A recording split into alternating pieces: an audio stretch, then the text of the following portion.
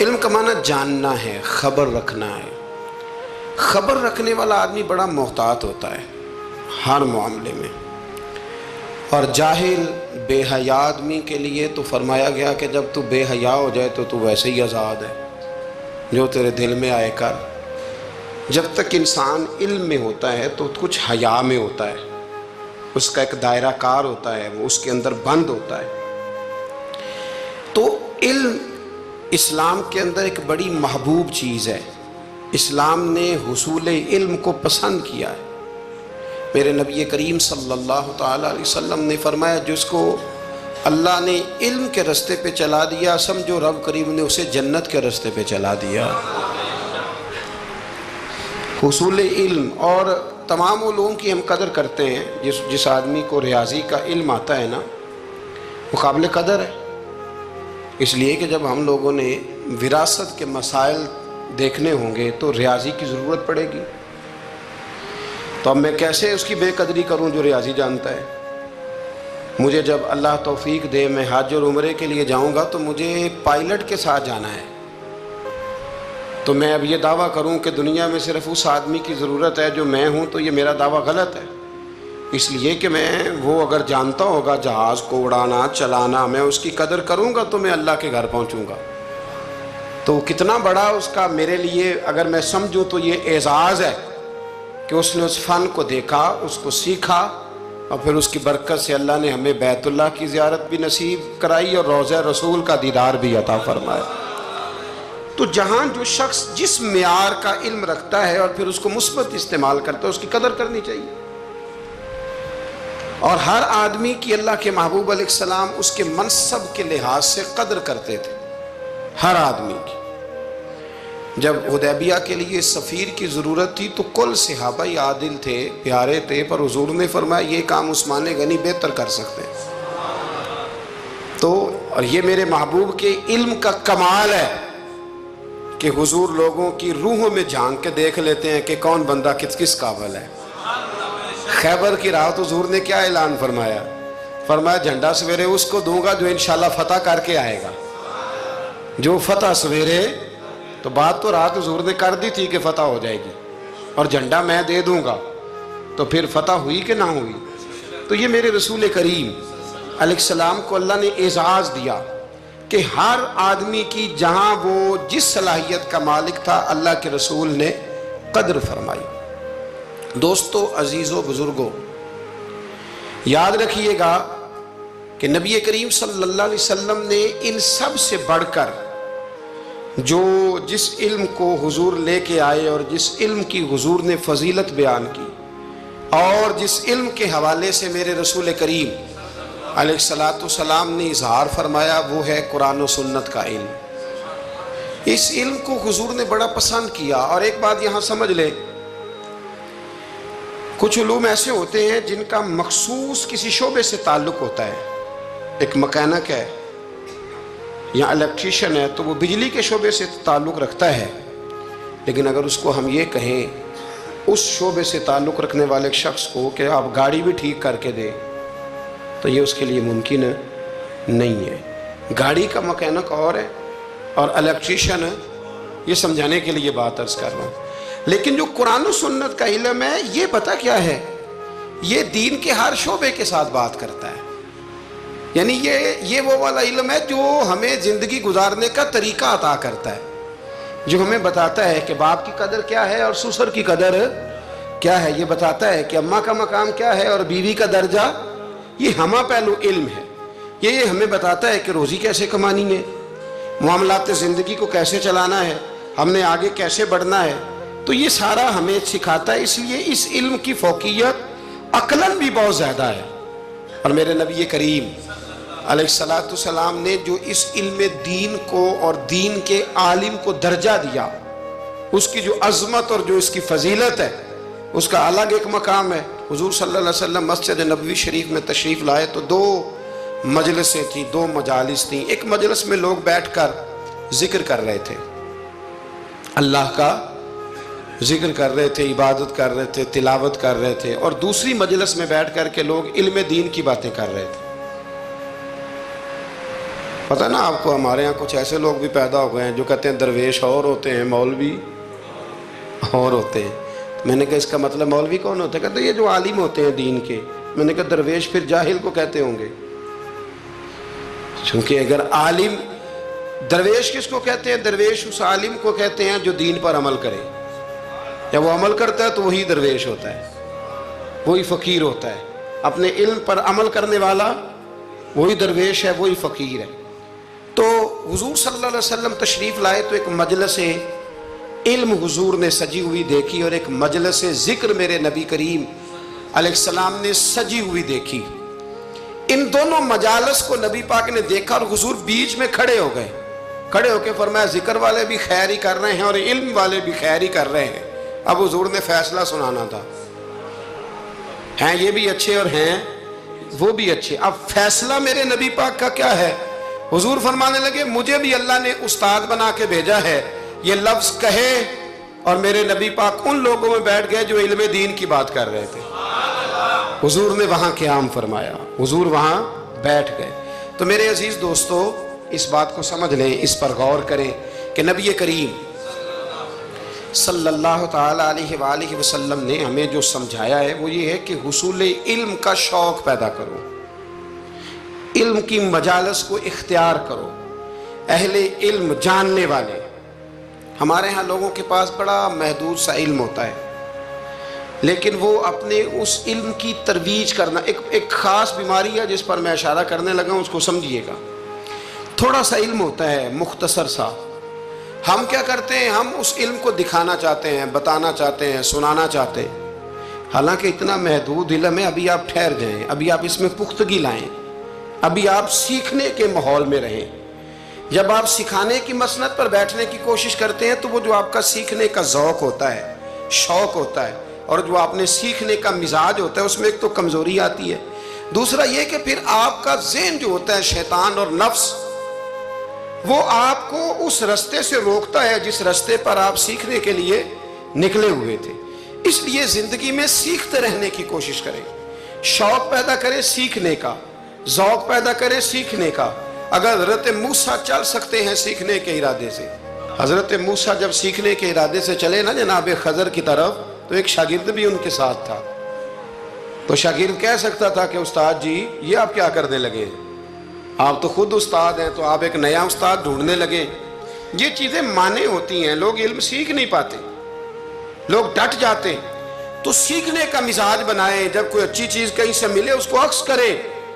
اپنے تھوڑے علم کو زیادہ کی طرف جانے کے لیے حجاب نہ بنائیں، اور بڑے علماء کی بڑی باتیں خوبصورتی کے ساتھ ان کو جگہ دیں، فہم پیدا کریں. ہمارے زمانے میں لوگ تیزی کے ساتھ ان کو مختلف قسم کے طریقوں سے علماء سے دور کرنے کی کوشش کی جاتی ہے، عداوت پیدا کی جاتی ہے. پتہ آپ کو ہمارے وزیر صاحب نے پچھلے دنوں کہا کہ یہ تو پسماندہ طبقے کے لوگ ہیں. اس چیز کا تسلسل کیا جاتا ہے. پھر ڈھیروں لوگ ہوتے ہیں جو روز نئی نئی داستانیں بنا کے علماء سے لوگوں کو دور کرنے کی کوشش کرتے ہیں. بھائیو علم کا ذوق پیدا کریں. 10 شوال اور 14 جون بریلی میں فاضل بریلوی رحمت اللہ تعالیٰ علیہ پیدا ہوئے. اعلیٰ حضرت رحمت اللہ علیہ 4 سال 4 مہینے اور 4 دن کی عمر ہوئی تو بسم اللہ شریف کرائی گئی، پڑھنا شروع کیا. 6.5 سال کی عمر تھی تو ممبر پر بیٹھ کر نبی پاک کا میلاد بیان کرنا شروع کر دیا. 13 سال کی عمر میں اعلیٰ حضرت نے تمام علوم حاصل کر لیے تھے. 13 اور تقریباً 13.5 سال اور 13.25 سال کی علم میں ایک ہوتا ہے تقریر کرنا اور ہوتا ہے ایک ہوتا ہے فتویٰ لکھنا.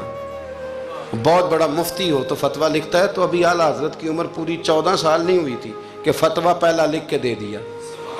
آپ کے والد صاحب بہت بڑے مفتی تھے، زمانہ فتویٰ لیتا تھا. جب پہلا فتویٰ اعلیٰ حضرت نے دیا تو آپ کے ابا جی اسی دن اٹھے، فرمانے لگے بیٹے میں آج سے فارغ ہوں، فتویٰ تو ہی لکھا کرے گا. اور یہ پتہ ہے بات کیا ہے، لوگوں کو حسد پیدا ہو جاتا ہے. جس میں کوئی خوبی ہو نا اس کی خوبی کا اعتراف کرنا چاہیے، جلنا نہیں چاہیے. لوگ جلتے ہیں، داستان سرائی کرتے ہیں، پروگرام بناتے ہیں. خوبی ہو تو خوبی کا اعتراف، ہم خوبی کا اعتراف نہیں کرتے، یہ ہمارا نقص ہے. اعلیٰ حضرت رحمت اللہ علیہ کو اللہ نے کمال دیا. आला हजरत से उम्र में बड़े थे मौलाना वसी अहमद साहब, और मुहद्दिस थे बहुत बड़े, पीली भीत में रहते थे। उनकी आला हजरत से मुलाकात हुई तो फरमाने लगे भाई ये मामूली बंदा नहीं, ये मुजद्दिद है अपने वक्त का। हालांकि वो मुहद्दिस थे, वो आला हजरत से उम्र में बड़े थे, उन्होंने मुजद्दिद कहा। फिर आला हजरत ने लिखना शुरू किया, 1000 किताब लिखी फाजिल बरेलवी। कितनी पढ़ी है वैसे ऐसा कभी 1000 जी? बच्चों से मैं पूछता हूँ, कई दफ़ा पेपर देखे आते हैं तो मैं कहता हूँ किताबें सारी पढ़ी, कहते नहीं अप टू डेट तो तैयारी की थी। उस्तादों ने कहा था ये वाले बाब याद कर लेना, पेपरों में आ जाएंगे। यानी पूरी पूरी किताब जो हमारी होती है ना कोर्स की, स्कूलों में बच्चे वो भी सारी पढ़ते, मोटी मोटी तैयारी होती है ना। यानी किताब पढ़ना बड़ा मुश्किल काम है। हमारे एक बुजुर्ग थे तो वो कहा करते थे किताब बड़ी महंगी हो गई, किताब खरीदनी बड़ी मुश्किल है, और ख़रीद के पढ़नी उससे मुश्किल है, पढ़ के समझनी उससे मुश्किल है। फरमाया करते थे समझ के अमल करना सबसे मुश्किल है, ये काम ही बड़ा मुश्किल है पढ़ने पढ़ाने का। आला हजरत ने 1000 किताब लिखी, और किस तरह करके लिखी कि दलाइल के अंबार लगा दिए, एक हवाला नहीं दिया। कई ऐसी जगह जहां आला हजरत रहमतुल्लाह ने एक एक बात का 100 हवाला पेश किया है। इतना कमाल अल्लाह ने अता किया। आप हज करने गए हुए थे और सबसे बड़ा आपका मौजू है नबी पाक की शान बयान करना, हुजूर की अजमत पे लिखना बड़ा मौजू है। अपने अपने मौजू होते हैं ना, कुछ लोग फ़िका पे, फ़िका आपने फ़काहत पे सबसे ज़्यादा काम किया, लेकिन जिस मौजू पर आपका गलबा रहा वो रसूलुल्लाह की मोहब्बत का मौजू है, वो नबी करीम की मोहब्बत का। और लिखा तो फिर कमाल ही लिखा, फिर कमाल लिखा आला हज़रत, और हद कर दी। मक्का शरीफ में थे, बुखार बड़ा ज़्यादा था, और आप गए हुए थे हज उम्रे के इरादे से, तेज़ बुखार था। तो किसी शख्स ने पूछा नबी पाक को इल्मे गैब है, 2 घंटे में इल्मे गैब पर इतनी मोटी किताब दर्ज फरमा दी, 2 घंटे में, और कोई लाइब्रेरी नहीं, कोई हवाला नहीं। तो किसी ने कहा ये क्या है? फरमाने लगे ये मेरे महबूब से गुलामी का रिश्ता है, ये मेरा हुजूर से गुलामी का। तुम पूछते जाओ, मैं हुजूर की शानें बताता जाऊँगा, मैं नबी पाक के तज़किरे करता जाऊँ। और फिर तारीफ़ें किस किस की? हुजूर की औलाद की, असहाब की, नबी पाक के ग़ुलामों की, वलियों की, सूफिया की। इल्म बड़ा तगड़ा अल्लाह ने दिया। किसी ने पूछा तयम्मुम किस मिट्टी से जायज़ है? तो मिट्टी की 80 किस्में बयान कर दी, मिट्टी की 80 किस्में। फरमाने लगे मिट्टी एक जैसी नहीं होती, एक मिट्टी ज़मीन पे पड़ी होती है, कपड़े पे पड़ी होती है, कपड़े एक जैसे नहीं होते, एक सूती होता है, एक रेशमी होता है, एक के अंदर मिट्टी जज़ब होती है, एक में जज़ब नहीं होती, एक से धोने से जल्दी निकल जाती है, एक से जल्दी नहीं निकलती। 80 किस्में बता के फरमाया इससे हो जाता है, इससे नहीं होता, इससे हो जाता है, इससे। और जवाब बड़े शानदार देते थे। एक बंदे ने एक दफ़ा पूछा जी फ़र्द का दर्जा ज़्यादा कि सुन्नत का? फरमाने लगे फ़र्ज़ का। तो कहने लगे फिर सीधा मुंह धोया करें। आप वज़ू में पहले हाथ धोते हैं, फिर कुल्ली करते हैं, फिर नाक में पानी डालते हैं। तो मुंह फ़र्ज़ तो मुंह धोना है पहले, हाथ धोना भी वज़ू में सुन्नत है, नाक में पानी डालना भी सुन्नत है, कुल्ली करना भी। तो आपने तो पहले 3 सुन्नतें अदा की, फिर वज़ू। फरमाने लगे ठीक तुमने कहा है, पर तुम पता नहीं ना तुम्हें कि ये मेरे रसूलुल्लाह की सुन्नत की बरकत कितनी है। शरीयत हुक्म देती है कि पानी मोतदिल होना चाहिए वज़ू करने के लिए, ना ज़्यादा ठंडा हो ना ज़्यादा गर्म हो। ज़्यादा गर्म हो तो मुंह जल जाता है। और शरीयत हुक्म देती है कि पानी बद जायका नहीं होना चाहिए, और हुक्म देती है कि बदबू वाला नहीं होना चाहिए। फरमाया इसलिए हमारे नबी ने पहले हमें 3 सुन्नतें दी कि टूटी के नीचे ना हाथ करके देख लो पानी ज़्यादा गर्म तो नहीं, और कहीं मुंह ना जला लेना। और फिर हमारे नबी ने हमें सुन्नत दे के बताया कि मुंह में डाल के देख लो बद जायका तो नहीं। फिर का नाक में डाल के देख लो कि इससे बू तो नहीं आती। फरमाया मुस्तफ़ा ने कहा मेरी 3 सुन्नतें अदा करके अब चेहरे पे पानी डालोगे तो फर्ज अदा करने का मजा आ जाएगा।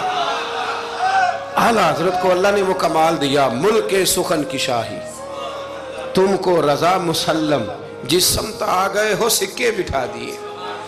बातें बहुत सारी हैं, कुछ खालिस इल्मी होती हैं, कुछ बड़े इल्म भी होता है और उसमें लुत्फ भी होता है। تو ایک لطف والی بات ہے، آپ کو سناتا ہوں۔ علماء میں نا ایک مسئلے میں اختلاف ہے، خیر اب تو علماء میں مسئلے میں اختلاف ہو تو جاہل چھلانگ لگا کے اندر آ جاتے ہیں، کہتے تو ان کی پتہ تھا، پوچھو۔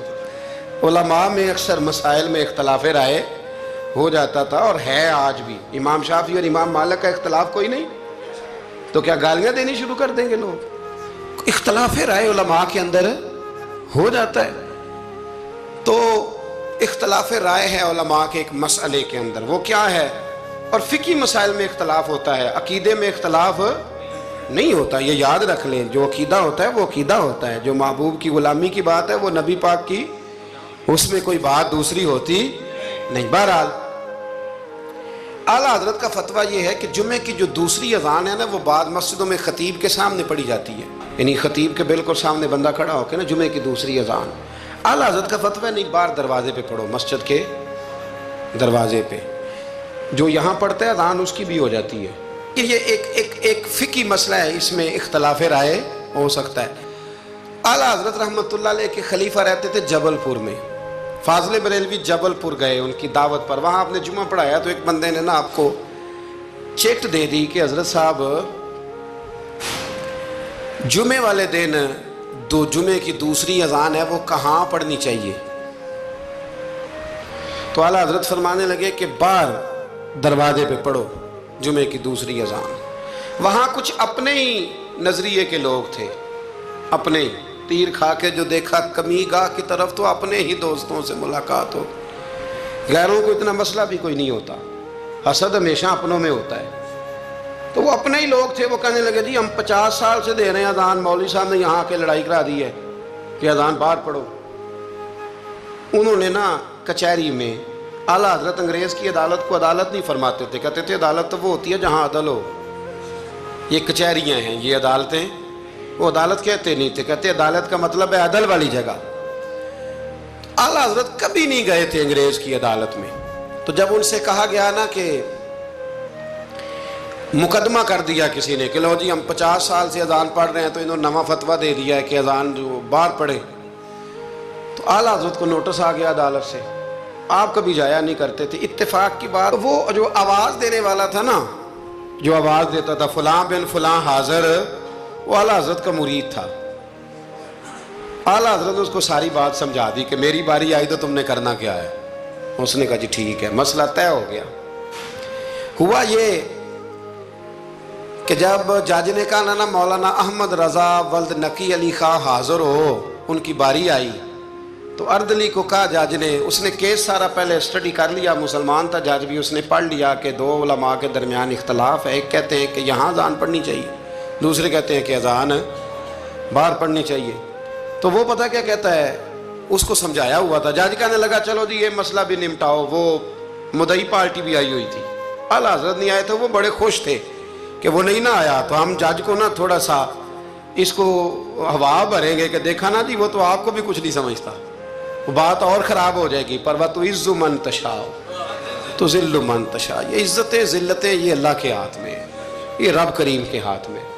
تو انہوں نے نا پوری تیاری، نہیں نہ آیا، دیکھنا اور کریں گے۔ اب وہ اردلی کو جب کہا نا اس آواز دینے والے کو، جج صاحب نے کہ بلاؤ اس کو، اعلیٰ حضرت نے، اس نے پتہ کیا کیا، آواز تو باہر دینی ہوتی ہے نا، وہ جج کے سامنے کرسی کے سامنے کھڑے ہو کے نا کانوں میں انگلیاں لے کے کہنے لگا احمد رضا ولد نقی علی خان حاضر ہو، اور جج کہنے لگا پاگل ہو گیا، باہر جا کے کہنے لگے جی یہی تو میرے پیر کہتے ہیں، یہی تو وہ فرماتے ہیں، یہی تو وہ فکرہ ادا کرتے، ملک سخن کی شاہی تم کو رضا مسلم، جس سمت آ گئے ہو سکے ہی بٹھا دیے۔ فرمایا جی یہی تو وہ کہتے ہیں، وہ کہتے ہیں مولوی تو آیا بیٹھا جمعہ پڑھانے کے لیے، اس کو اذان کیوں سناتا ہے، باہر سنا تاکہ جو رہ گیا وہ بھی آ جائے، یہی تو وہ فرماتے ہیں۔ جج کہنے لگا مولانا کو تکلیف کرنے کی ضرورت نہیں، وہ جو کہتے ہیں ٹھیک ہی کہتے ہیں، فتویٰ مسئلہ ان کے حق میں دیتا ہوں۔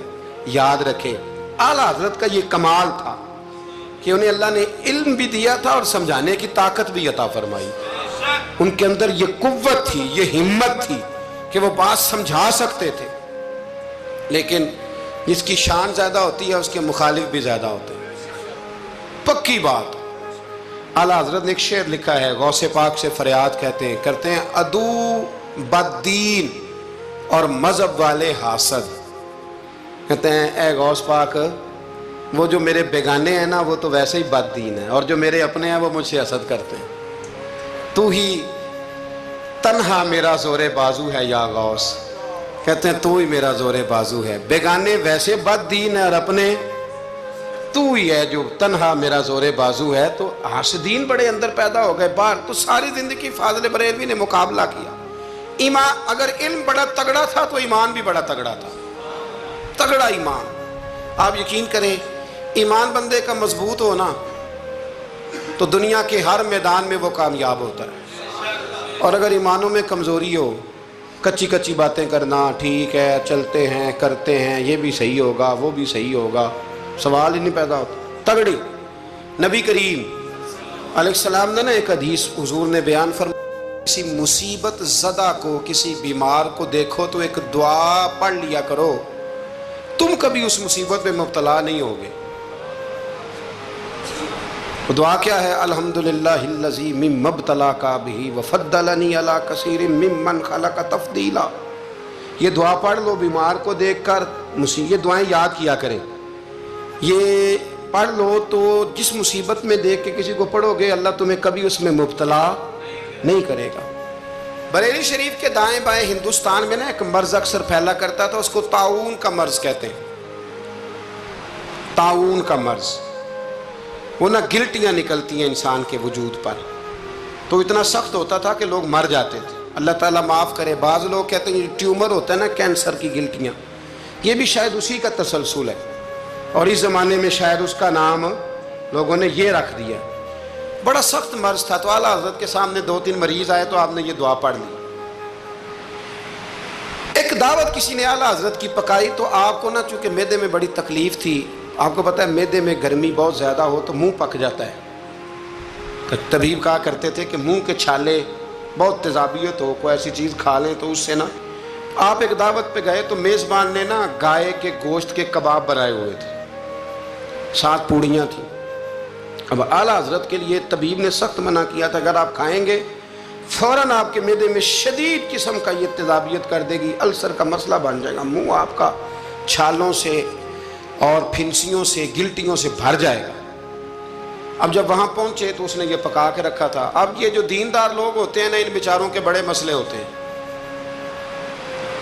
बड़े मसले। ये कई दफ़ा अपनी बचत के मामले में बड़े परेशान होते हैं कि लोग क्या कहेंगे। जाहिल तो जो मर्जी कर जाता है ना, आलिम ने फूंक फूंक के कदम रखना होता है कि यार यहाँ ना मसला बन जाए, यहाँ ना मसला बन जाए। अब वो आपका खादम कहने लगा, हुजूर इनसे कहते हैं कि ये सादा कोई खाना ले आए ताकि आप खा लें, अब ये आप खाएंगे तो बीमार हो जाएंगे। तो आला हज़रत फरमाने लगे, वो तो बात तेरी ठीक है, बीमार हो जाऊंगा, लेकिन अब ये आदमी है, इसको मैं कैसे कहूँ? ये कहेगा कि मैंने इतनी मेहनत की है और ये खा नहीं रहे। इखलाकन दुरुस्त नहीं कि आप मेज़बान को, अब आप किसी को कह दें तो वाकई मुश्किल होती है कि यार हद हो गई है, इतने पैसे लगा दिए, इसको पसंद नहीं आ रहा। खैर चारों नाचार आप फरमाने लगे, यार जितना भी खाया जाता है खा लेते हैं, फिर जो होगी देखी जाएगी, बंदे का दिल रखना भी तो ज़रूरी है ना। और रब करीम के बंदों का तरीका यही है, अल्लाह के बंदों का तरीका यही है, दिल रखना भी तो ज़रूरी है ना। आला हज़रत ने ना वो पूड़ी भी खा ली, कबाब भी खा लिया। अब जाके घर आके रात को लेटे, सवेरे उठे तो मुंह सारा छालों से भर गया, क्योंकि तबीब ने मना किया हुआ था। इतना भर गया कि बोला भी नहीं जाता, मुंह खोला भी नहीं जाता, शदीद मुश्किल है, क्या करें। आपके भाई मौलाना हसन रजा साहब रहमतुल्लाह अलैह ना एक तबीब को लाए, बड़े सियाने को। उसने आते ही कहा इनको तो ताउन हो गया। आला हज़रत फरमाने लगे, तू झूठ बोलता है और तेरी हिकमत भी झूठ बोलती है, मुझे ताउन नहीं हो सकता। उसने कहा जनाब वही गिल्टियाँ हैं। फरमाने लगे, तू झूठ बोलता है इसलिए कि मैंने ताउन वाले मरीज को देख के वो दुआ पढ़ ली थी जो मेरे नबी ने सिखाई है। तो तबीब की बात गलत हो सकती है, मेरे हबीब की गलत नहीं हो सकती। हबीब की बात गलत हो सकती। फरमाया, वो कहने लगा जी वही है। तो आप फरमाने लगे तबीब झूठा साबित होगा और हबीब की बात को अल्लाह सच साबित करेगा, ये हो ही नहीं सकता, मैंने दुआ पढ़ ली थी, ये कैसे हो सकता है? ये यकीन कामिल है। ये क्या है बोलिए? अल्लामा इकबाल कहा करते थे, याद रखो غلامی سے بدتر ہے بے یقینی، غلامی سے بدتر ہے بے یقین نہیں، یقین کامل، پیر کامل کہ یقین کامل؟ حالانکہ دونوں کوئی کامل ہونا چاہیے، پر یقین کامل بڑا نفع دیتا ہے۔ یقین کامل ہے، آپ یقین کریں۔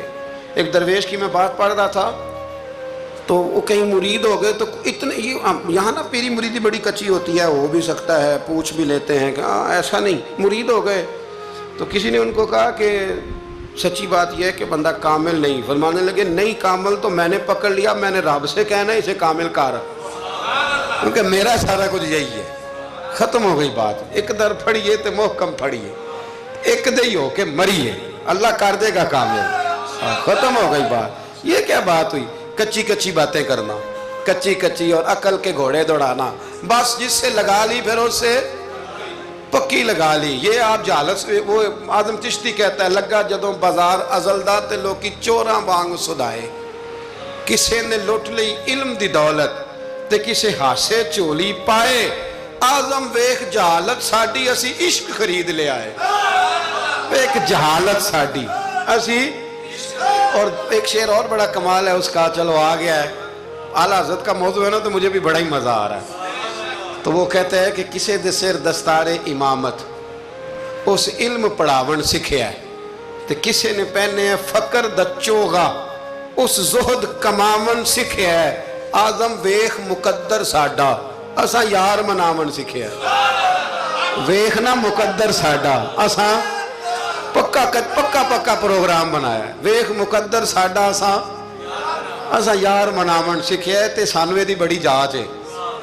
اسا یار نہیں سمجھے بات کی، اسا یار مناون، صحابہ کو پتہ ہوتا تھا کہ حضور کو منانا کیسے، وہ بندہ ڈھونڈ کے لے آتے تھے، انہیں پتہ تھا یہ کیسے مانیں گے۔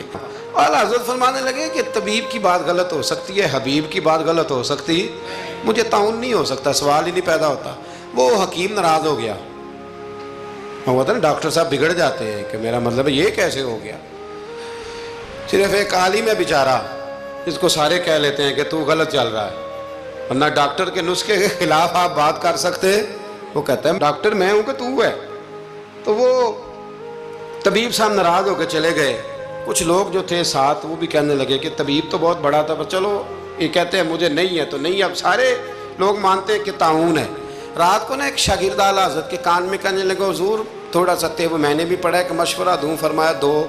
کہنے لگا جی مسواک کریں آپ، تھوڑا سا منہ کھول جائے گا، اور پھر کالی مرچ پیس کے نا تھوڑی منہ میں ڈالے، مجھے لگتا ہے کہ مسئلہ حل ہو جائے گا۔ فرمانے لگے تو میرا مخلص ہے، تو جو کہہ رہا ہے مجھے بھی اس میں بہتری لگ رہی ہے۔ وہ ایک مسواک لایا، فرمایا یہ میرے نبی کی سنت ہے۔ تھوڑی سی مشکل سے مسواک کی اور پھر مرچیں نا کالی مرچیں پسی ہوئی منہ میں ڈالی۔ آدھے گھنٹے کے بعد ایک کہہ آئی اور اندر نہ سارا خون جو مسوڑوں میں تھا اور جو سارا جمع ہوا تھا باہر آ گیا۔ اعلیٰ حضرت رحمت اللہ علیہ فرمانے لگے بلا کے لاؤ اس طبیب کو، وہ کہتا تھا منہ کھول نہیں سکتا، گلٹیاں بن گئے، اسے بلا کے لاؤ، پہلے میں اسے اللہ کا قرآن سناؤں گا، پھر محمد عربی کی نعت سناؤں گا، میں بتاؤں گا کہ میرا منہ کھلا ہے کہ نہیں کھلا۔ بلا کے لاؤ، میرا یقین کامل ہے کہ حضور نے جو فرما دیا ہے اس سے بات آگے پیچھے ہو سکتی، یہ کمال۔ اور پھر علم کمال تھا، یقین کمال تھا، تو عمل بھی کمال تھا، عمل بھی کمال، عمل اعلیٰ حضرت نے پایا تھا، کمال کا عمل تھا، کمال۔ دیکھیں ایک دفعہ نا آپ نا سفر کرتے تھے نا، جب اس وقت ٹرین پہ سفر زیادہ ہوتا تھا، آج بھی ہندوستان کے لوگ ٹرین پہ سفر کرنا پسند کرتے ہیں، میں نے بھی وہاں ٹرین پہ سفر کیا ہے، تو ٹرین بیفور ٹائم آ جاتی ہے، وقت سے پہلے اسٹیشن پہ ٹرین ہوتی ہے، مزہ آتا ہے ٹرین پہ سفر کرنے۔ تو ایک دفعہ میں یہاں لاہور سے بیٹھا کراچی جانے کے لیے، تو میں نے ان سے پوچھا کب پہنچے گی؟ کہتے تسی بہ جاؤ، جدو سارے پہنچن گے تسی بھی پہنچ جاؤ گے۔ یعنی ہمارا یہ حال ہے کہ وہ اس نے نا مجھے مطلب اتنا شاندار جواب دیا کہ میں چپ کر گیا، میں کہ گل تو ٹھیک کر دے۔ کہتے جی ٹائم ہوں تمہیں کیویں دسیے، کیونکہ ٹائم ہے ہی کوئی نہیں، حالات ہی بڑے خراب تھے ان دنوں۔ کہنے لگا بیٹھ جائیں، جب سارے پہنچیں گے تو آپ بھی۔ میں کہ چلو ٹھیک ہے، ختم ہو گئی بات۔ تو ہندوستان میں نا ٹرین کا سفر زیادہ کیا جاتا ہے، اللہ تبارک و تعالیٰ فضل کرے گا، پاکستان کی بھی ہر چیز انشاءاللہ آگے نکل جائے گی ساری دنیا. اس وطن پہ اللہ نے بڑا ہی فضل کرنا ہے. تو سفر تھا. اعلیٰ حضرت کا طریقہ یہ تھا کہ آپ یہ حساب لگاتے تھے کہ نماز کا وقت کہاں آئے گا. تو کوشش فرماتے تھے کہ ٹرین بدلنی پڑے تو بدل لیں، لیکن ایسے ٹائم پہ جا کے ٹرین رکے کہ جہاں نماز نہ رہ جائے. یہ خاص ان کا تقویٰ تھا. بہرحال ایک دفعہ نا اجمیر شریف جا رہے تھے، خواجہ معین الدین اجمیری کے مزار پہ حاضری دے، سلطان الہند کے مزار پہ اعلیٰ حضرت تشریف لے جا رہے. رستے میں نے ایک جگہ مغرب کا وقت ہوا، ٹرین تھوڑی دیر کے لیے رکی تو اعلیٰ حضرت فرمانے لگے نیچے اترو بھائی. ساتھ ہی نا پلیٹ فارم پہ صفیں بچ گئیں، چادریں بچ گئیں، مسلح بچ گئے. اعلیٰ حضرت جماعت کرانی شروع کر دی. رابٹ نام تھا اسٹیشن ماسٹر کا. وقت ہو گیا. وہ جو گاڑی کا ڈرائیور تھا وہ مسلمان تھا اور بڑا عقیدت مند تھا. یہ انگریز تھا، انگریزوں کی حکومت تھی. اس کا دل تھا کہ میں بزرگوں کو نماز پڑھ لینے دوں، پر یہ کہنے لگا چل ٹائم ہو گیا، وصل دے. جو بیٹھ گیا، جو رہ گیا. اس نے وصل دیا گاڑی کو. اعلیٰ حضرت نماز پڑھتے رہے. دوسری رکعت سکون سے نماز پڑھی. اب وہ گاڑی کو آگے لے جاتے ہیں، گاڑی آگے جاتی نہیں. آگے لے جاتے ہیں، جاتی نہیں. وہ رابٹ جو تھا وہ کہنے لگا اس کو، ڈرائیور کو، چلاتا کیوں نہیں؟ کہنے لگا چال ہی نہیں رہی، انجن میں مسئلہ ہو گیا ہے. کہنے لگا ذرا پیچھے کرنا. اس نے پیچھے کی تو پیچھے ہونے لگ گئی، آگے کی تو جاتی نہیں. اس کو شک پڑا کہ یہ مسلمان ہے، شاید فیور کر رہا. کہتا تو نیچے اتر، میں بیٹھتا ہوں. وہ بیٹھا اور وہ آگے کرتا ہے تو گاڑی آگے نہیں جاتی، پیچھے کرتا ہے تو گاڑی پیچھے جاتی ہے. انجینئر کو بلایا، ہر چیز چیک کر لی، پر گاڑی چلتی نہیں. کیسے چلے؟ ہر مشکل دی کنجی یارو ہاتھ مرداں دے آئی. یہ کیسے چلے گی؟ سوال ہی نہیں پیدا ہوتا، چل سکتی نہیں. اب جو اس کو نا تھوڑی سمجھ آئی، پوری سمجھ کے بعد نا دل نرم ہوا. اتر کے نا اعلیٰ حضرت نماز پڑھ رہے تو بیٹھ گیا. غور سے دیکھنے لگا کہ بڑے خشوع سے، خضوع سے، عاجزی سے، دل جمی سے اعلیٰ حضرت نماز پڑھ رہے ہیں. شوق سے، ذوق سے، توجہ سے. بڑا متاثر ہوا. نماز مکمل ہوئی نا تو ڈرائیور سے کہنے لگا میں نے بھی ساتھ جانا ہے. وہ بھی گاڑی میں بیٹھ گیا. تو اعلیٰ حضرت سے فرمانے لگا، عرض کرنے لگا حضور یہ کیا تھا سارا کچھ؟ فرمانے لگے کچھ بھی نہیں، میں رب کی نماز پڑھ رہا تھا، رب نے بندوبست کرا دیا ہے. نماز جو اللہ کی تھی اللہ نے بندوبست کر دیا ہے، اس سے زیادہ میرا کمال کوئی نہیں. کہنے لگا حضرت جی پہلے میں نے اسلام سنا تھا، آج میں نے اسلام دیکھ لیا ہے. آپ مجھے کلمہ پڑھائیں، میں مسلمان ہونا چاہتا ہوں. آپ مجھے کلمہ پڑھائیں، میں مسلمان ہونا چاہتا ہوں.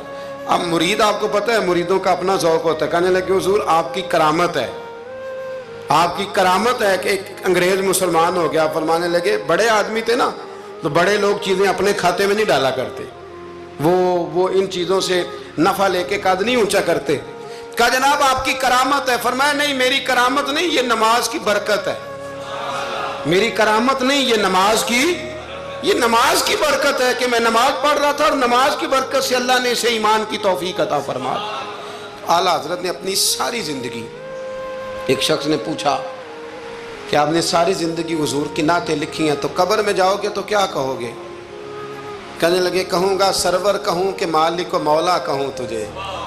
حضور سونیا میں کیا کہوں؟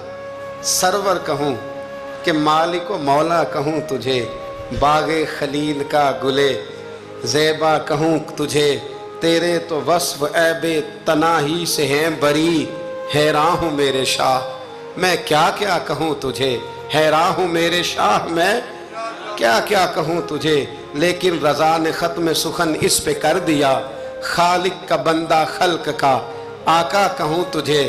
پھر کہنے لگے نعمتیں بانٹتا جس سمت وہ ذیشان گیا، ساتھ ہی منشی رحمت کا قلم دان گیا.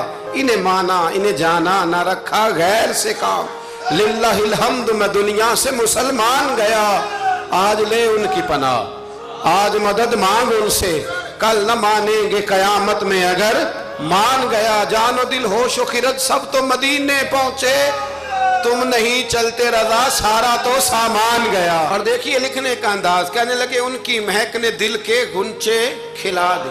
ان کی مہک نے دل کے، یہ نہیں کہا کہ موسم کھلا دیا ہے، دل کے، صرف حضور نے نہیں، حضور کی مہک نے، ان کی مہک نے دل کے غنچے کھلا دیے ہیں جس راہ چل دیے ہیں کوچے، بس حضور گزر جائیں تو وہ گھر بس جاتا ہے، کوچہ بس جاتا ہے۔ ان کی مہک نے دل کے غنچے کھلا دیے ہیں، جس راہ چل دیے ہیں کوچے بسا دیے ہیں۔ اللہ کیا جہنم اب بھی نہ سرد ہوگا؟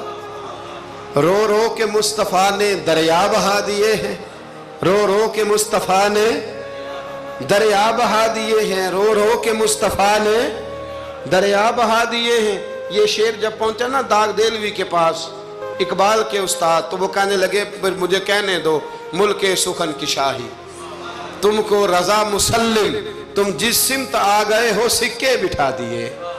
کچھ لوگوں نے ان پر بڑے بڑے الزامات لگائے، بڑے بڑے، لیکن آپ یقین کریں ان کی جو تعلیمات ہیں وہ انہی کی ہیں۔ انہوں نے کہا کہ سجدہ سوائے اللہ کے کسی کے لیے جائز نہیں ہے۔ انہوں نے کہا مزار پہ جاؤ تو 4 ہاتھ دور کھڑے رہ کے دعا مانگو۔ انہوں نے کہا عورت کا پیر سے پردہ واجب ہے۔ انہوں نے دین جو بتایا ہے نا، لوگوں نے بڑے بڑے پراپوگنڈے کیے، بڑے بڑے لوگ پراپوگنڈے کرتے رہتے ہیں۔